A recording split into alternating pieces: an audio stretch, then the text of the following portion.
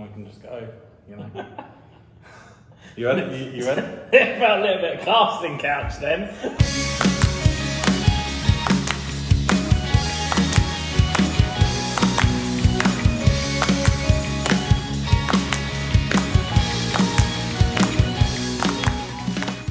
So I am joined by Todd in Athena Games. Hello. We're in the board game library Yeah, section. it's pretty nice, right? Your premium Norfolk game store. Yeah, this is definitely the premium section of Athena. There's like a new kitted out room with board games, new tables, and yeah, it's very fancy. And we're at this bespoke wooden I can't remember the beast.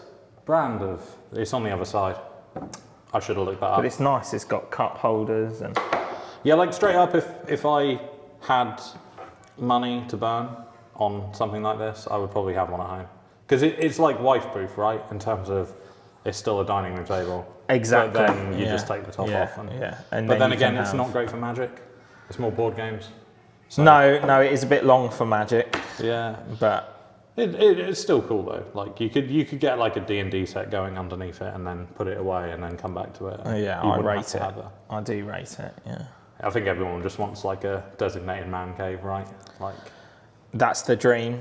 I've always, by the way, this podcast is very just all over the place, just to pre-warn anyone. So if you don't want that, please tune out now. It's officially the gathering recap. That's that's what we're calling it. But in reality, it's shit. It's almost November and we forgot to film the podcast. There's a couple days to go. And they found me. Yeah, we found Todd in a vegan cafe just near Athena, kind of eating food. Right place, right time. Yeah, exactly. But yeah, no, I think that's the dream, right? And something I've always wanted in the UK is basements. I would love a house with a basement. Agreed, yeah. Or there's some pretty nice loft conversions. Yeah, but like the basement, you know what I mean? You put all your dingy, nerdy Magic stuff down there, and it's all out of the way. Bit Stranger Things. Like, very Stranger Things, yeah. Where you could keep a person there for a long time, and no one would know they're there. Yeah, but the thing, I don't know, when you were born in. If you don't mind me, do you mind me aging you? Okay, you were. I have a guess. We're pretty much the same age, right? Yes, like within a margin, and I'm absolutely gutted I missed out on that. Like it kind of felt like the '90s was still a little bit like that, you know, biking to friends' houses, like that kind of stuff. But to have none of it would have been great. I wish that I'd experienced that no internet at all. Yes, kind of I life. agree. Yeah, about 11, I started playing the original Call of Duty. Oh, nice. And I got to go to one of the first Dream Hacks. Oh, okay, sure. In a clan. Yeah, nice. That was...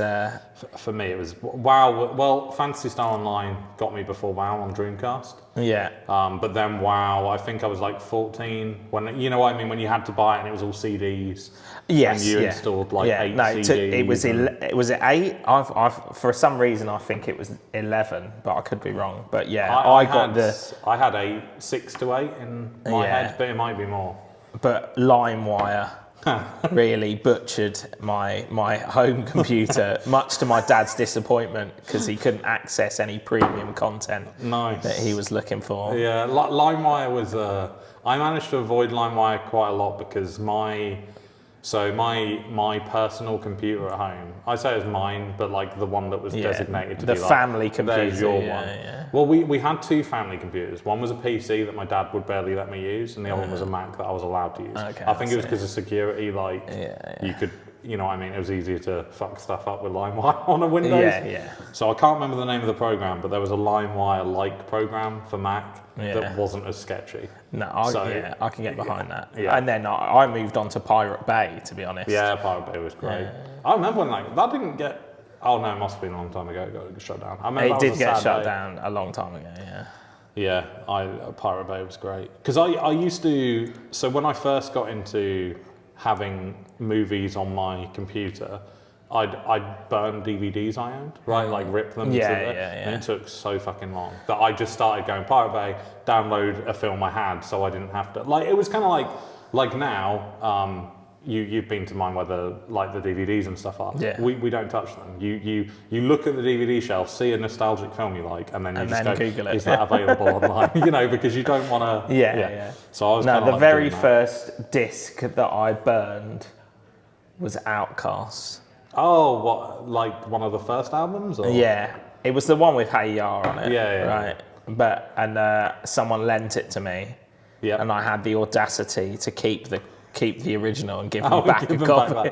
I'll never forget, actually, I think it was my 11th birthday, a friend of mine got me a present at my birthday party, we were all little kids running around, handed it to me, I was ecstatic, opened it, and it was a burnt CD. It was a Nickelback album, it was there like silver. Well, that immediately, I'm hurt by that. It was Silver Side Up, and before every single, I think I've still got a rip of it on here, and on every single song before it starts, there's a like really high-pitched ear-burst thing. But anyway, on to the topic of the gathering, I guess we should actually. Yeah, we should talk about Magic and not about rubbish CDs. I don't know, rubbish CDs are good. Yeah, Outcast is great. I just can't get behind Nickelback.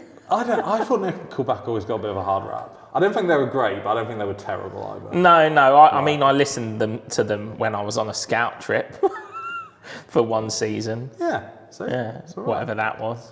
I mean, I think that's the whole thing goes hand in hand though with me, is obviously I started playing Magic recently, so it's almost like fake nostalgia because I never played it when I was a kid. Yeah. But it reminds me of when I was like playing Yu-Gi-Oh and Pokemon and those kind of burning CD days. Well, let's talk Pokemon collections. What was your? Do you remember trading on the playground? Because I vividly remember getting Charizard, shiny Charizard. Yeah. I loved Pokemon collecting it. Couldn't get behind playing it. I thought it was stupid. Oh, I never played it. It was just you got like the tokens on the playground. You got the gem marble things in starter decks, like actual physical counters. Yeah. And I was just like, what is this? This is stupid. Never played it. So when I collected a fair bit, and then when Yu-Gi-Oh came out, I jumped to Yu-Gi-Oh. Like when it first landed in the UK, I'd watched the cartoon and I was into it. And so I went to a car boot sale in Banham. To sell my Pokemon collection to buy Yu-Gi-Oh cards. And I'll never forget it, this shady looking gentleman in a large overcoat came up and riffled through our Pokemon collection, said he wasn't interested, walked away, and then the next person that came was like, there's not many cards in there, and he'd literally like taken it all. Like first ed Blastoises, like it was all like screwed condition, right? But all gone. Got totally bit of sleight of hand going on there. Yeah, I mean, I was, stupid kids, right? You weren't really watching. Yeah, you weren't watching. Yeah. He was probably just flicking through, taking cards out, putting them in his pocket. But yeah, no, I am gutted about that because my Yu-Gi-Oh collection, I was obviously a bit of a weird kid. I remember when sleeves first came out, I was quite excited about it because I was like, oh, now my cards aren't going to get damaged. Yeah. So all of my Yu-Gi-Oh collection is in folders, pretty good condition. It's gone up a lot, but it hasn't gone up as much as Pokemon would have done. Nothing will go up like those original 99, or is that 101? I don't even know. Yeah, they're on like 800 and Pokemon is. I remember like over lockdown, me and Jess played a bit of Pokemon and opening the cards. There's some sets that are, like we just bought a couple of starter decks and boosters. Yeah. And the ones that are the throwbacks that have like new versions of Charizard in, I was like, oh, this is sick. All the others, it's just like, what is going on? Now there's like ice cream cones and stuff. Yeah, it's a bit wild. They've had to go really outside the box though, right? Like, given how long it's been going and how many Pokemon there are.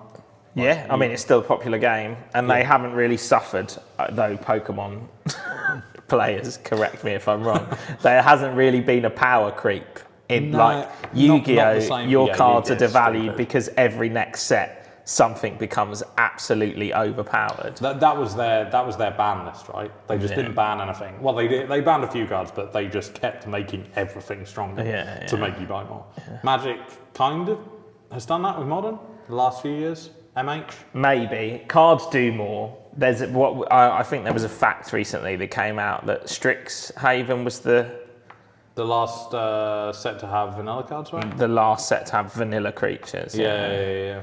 Which means that now everything does a thing, right? Yeah. Whereas I remember getting Well, I opened Magic in 1997, 1998. Is that when so you were pretty early doors when you were younger? Yeah, I liked the cards, bought the packs, opened the cards and put them in sleeves and kept them. And then when I was like 18, I had some friends who played it and I was take whatever you like from my folder. Oh man. So all my Julies and stuff got used because they were playable cards, right? But so I lost a lot of the value, but I still remember having an 8 mana 3/3 or something. Yeah. And the cards were terrible. You know, so we often when we did a boxing league where everyone buys a box and makes a commander deck out of it, people were joking like, oh yeah, I'm going to go buy a box of Revise because it'll be gas and dual lands.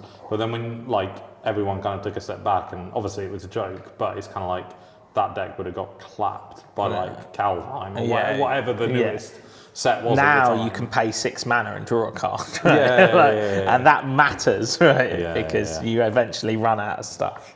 Yeah, for sure. No, I mean, we're making this while Magic 30 is happening in Vegas. Are you sad to not be there? I would like to be there, but I'm surprised at how many creators that as an example, I'm surprised how many people have travelled from the UK. Like Will Hall's there, Pleasant Kenobi's there. A lot of people have gone. I mean, if you're going to go to, this is the year to go, right? They were giving out so much anniversary 30 packs, right? So much money though.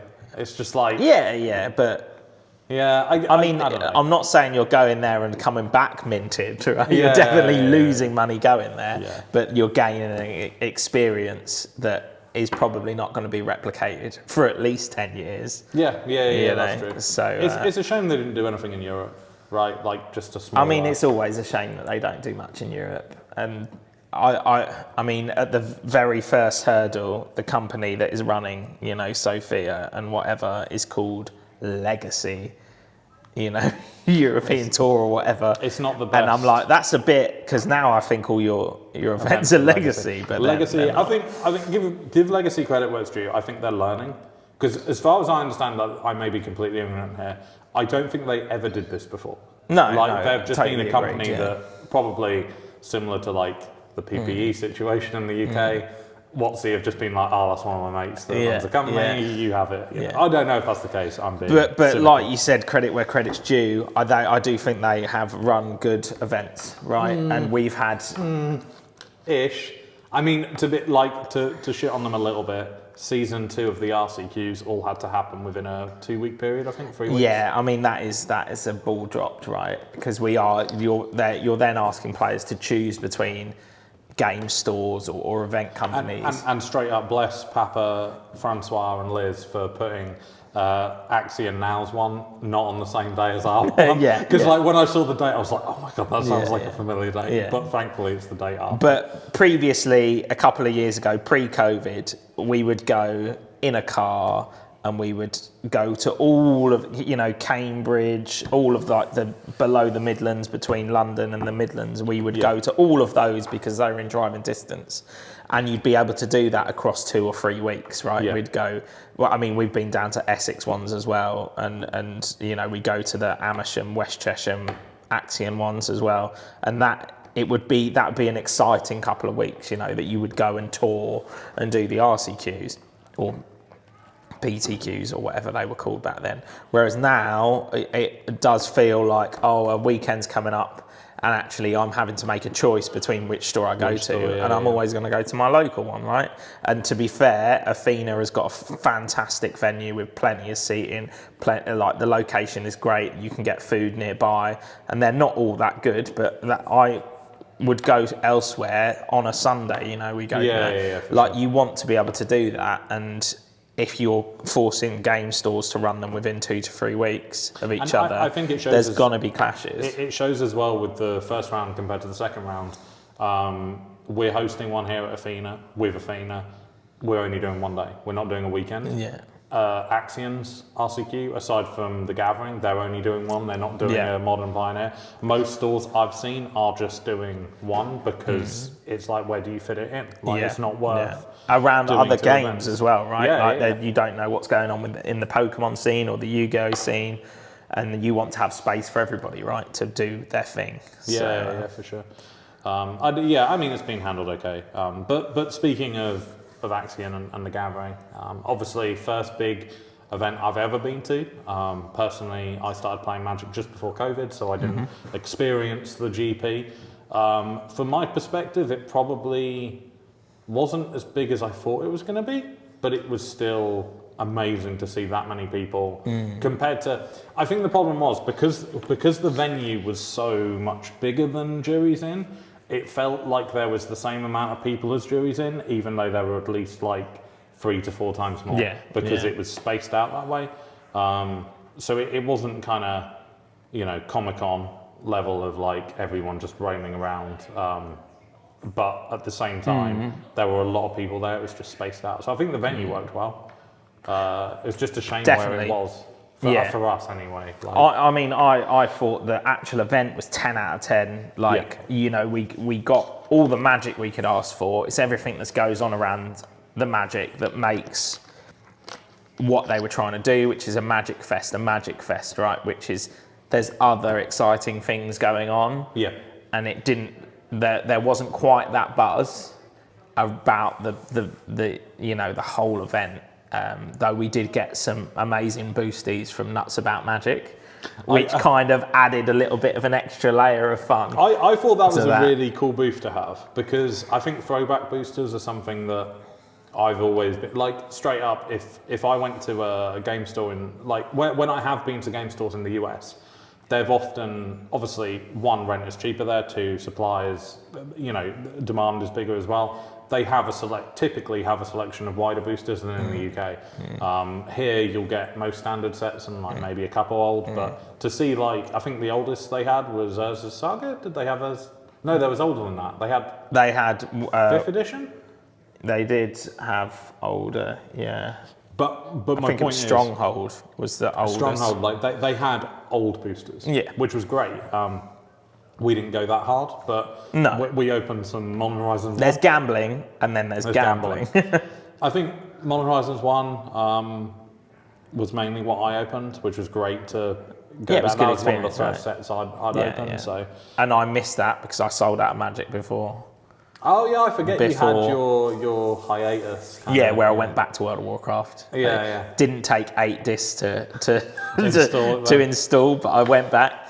Did you pay to get max level?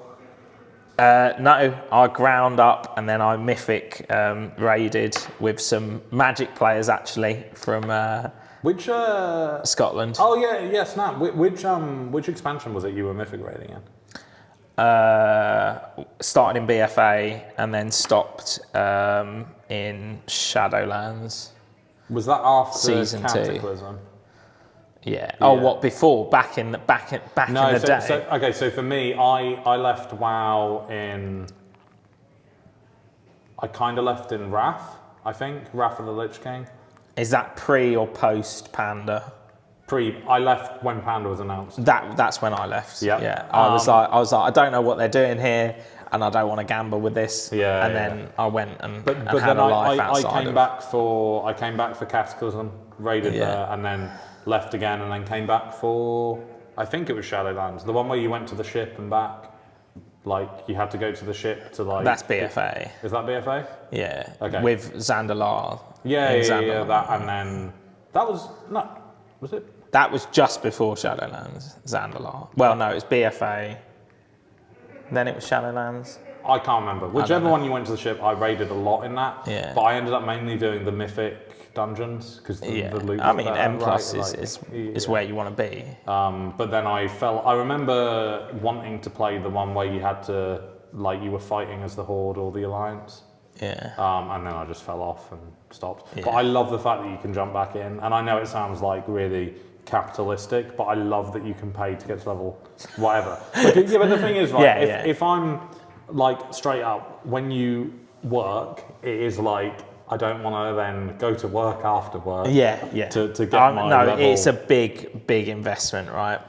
Playing World of Warcraft is a big investment, a time investment, and certainly it's cheaper than Magic, but Magic's where I want to be. Yeah. Certainly sitting across from players, that was the Gathering did that. It ticked off the Gathering bit. 100%. I got to see loads of people, talk to loads of people, play against loads of really good opponents. With that said, though, controversially, I preferred Juries In for that because it was in a hotel and a lot of people were staying in that hotel. Yeah. And if they weren't, there's like, everyone was walking back to the hotel. It meant that you were congregating with people later.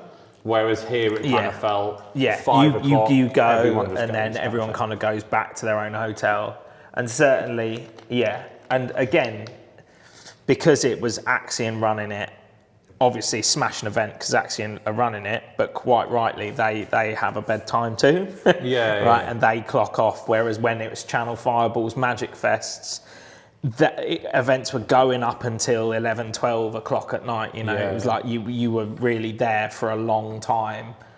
And that we're still trying to get back to that Magic Fest experience, and we're not quite there yet. And props to Axion for trying to make that happen.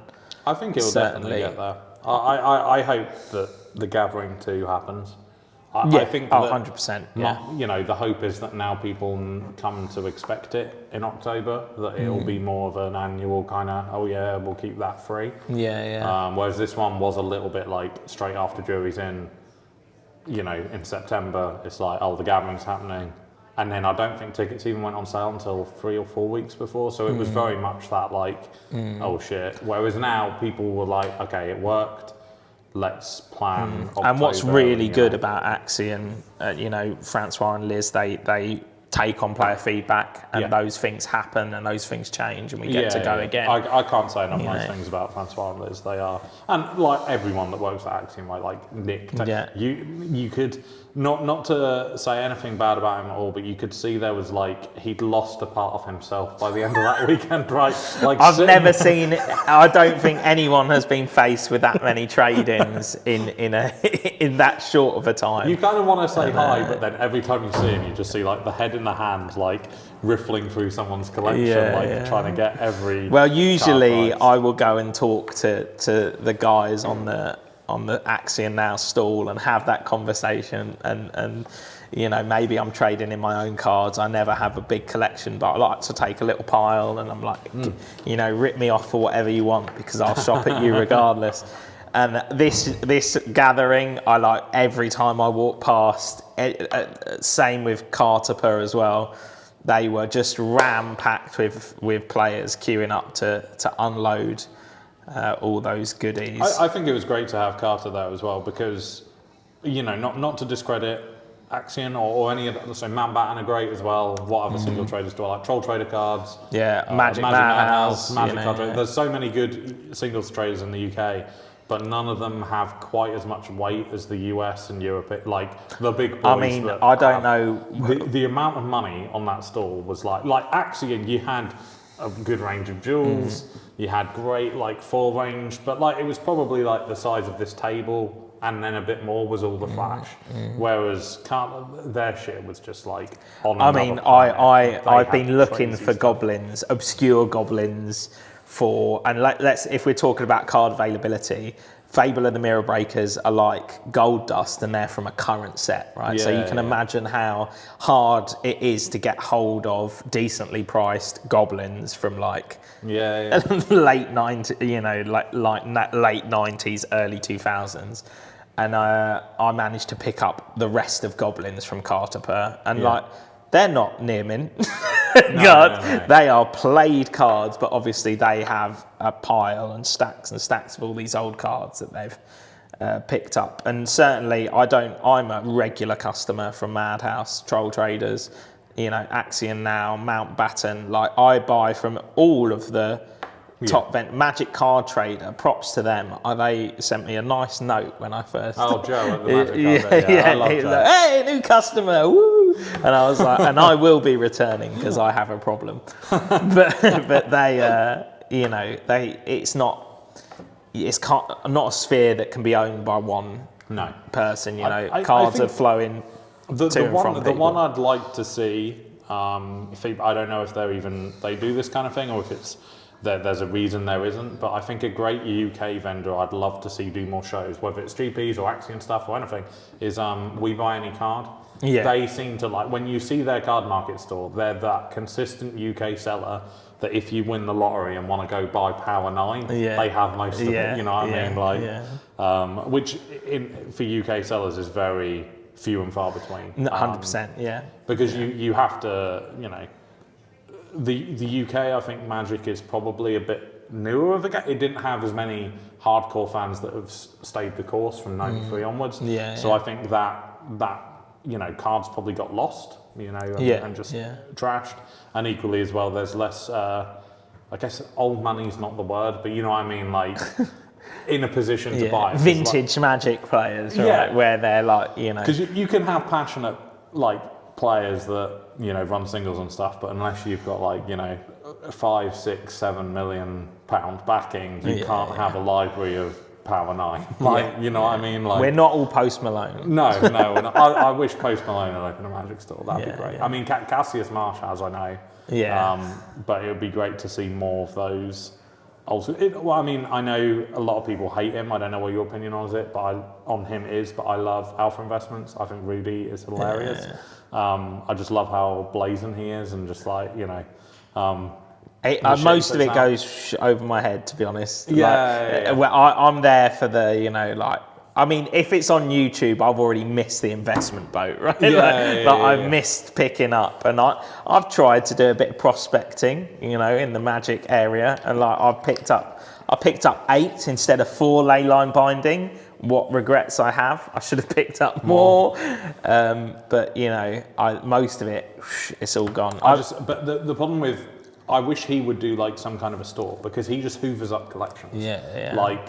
I think he's an old investment banker, so I think he's got a lot of cash, and he literally just buys collections the cows are coming home, but does nothing with them. And it's if you opened a trade post or the things in your vault would be amazing to rifle through. But, I definitely hope the gambling comes back. I've got the itch to play competitive Magic now. I think I like filming, I like doing interviews, but I do miss playing as well. And I guess it's probably my competitive drive of it is I have to admit I'm conscious that I don't want everyone to just think that it's the guy that just films these things, because I back myself. If I was playing a meta deck, I back myself in a tournament to do 5 and certainly you've taken down quite the few FNMs with Merfolk. FNMs but you're deep in the tank and you're making plays. You're knocking out but 4-color Omnath decks. Stupid, right?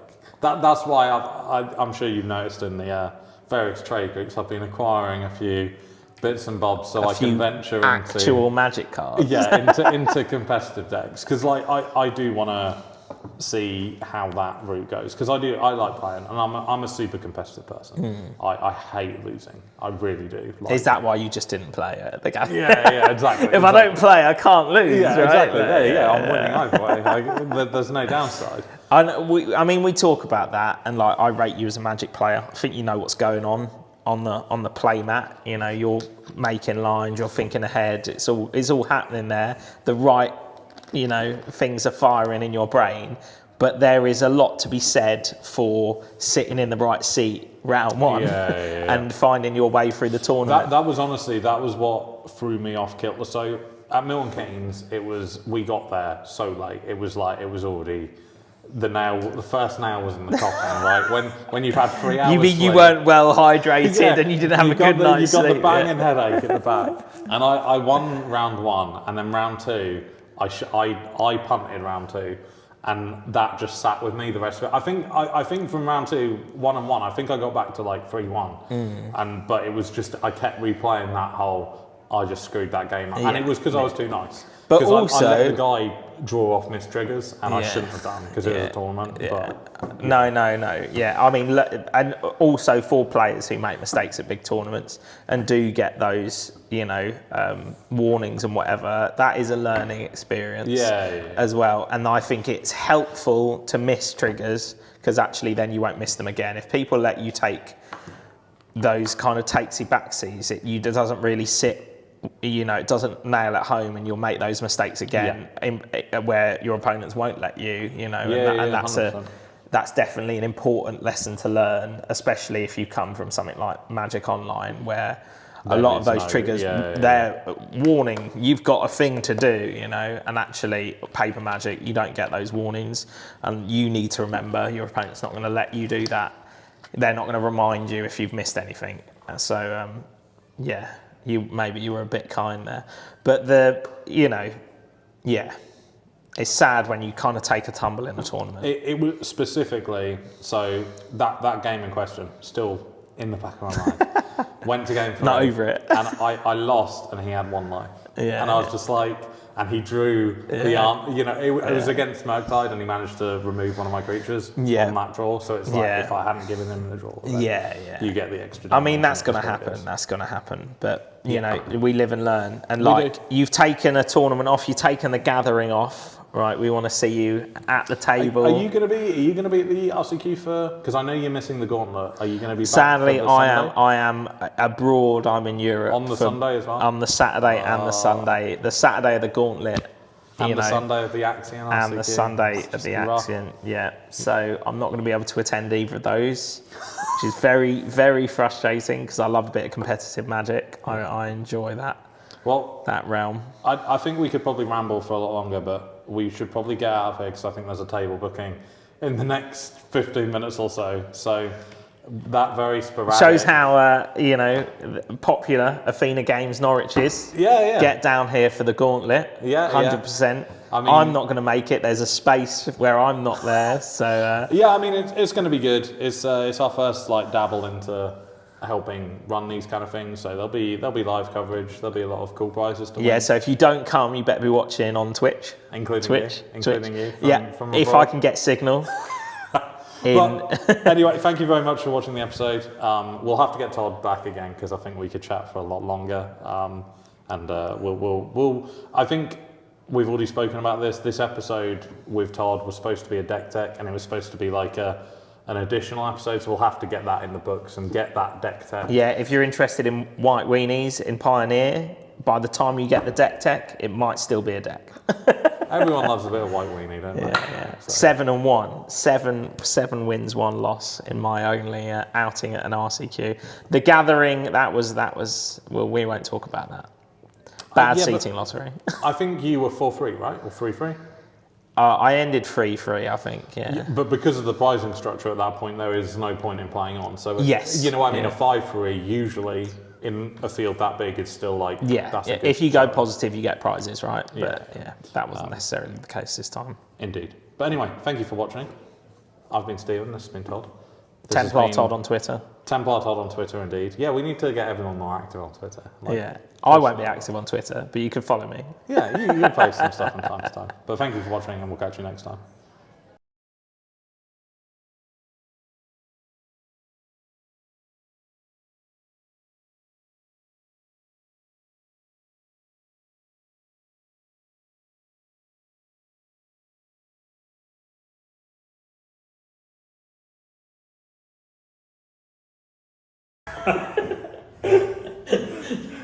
The way you looked at me. Yeah, I know. It's like is this your first time here, Todd? What, at a casting couch? No. Let's make do we make sure, or do I just assume you're in the shot? I think we should probably make sure that you're in the shot.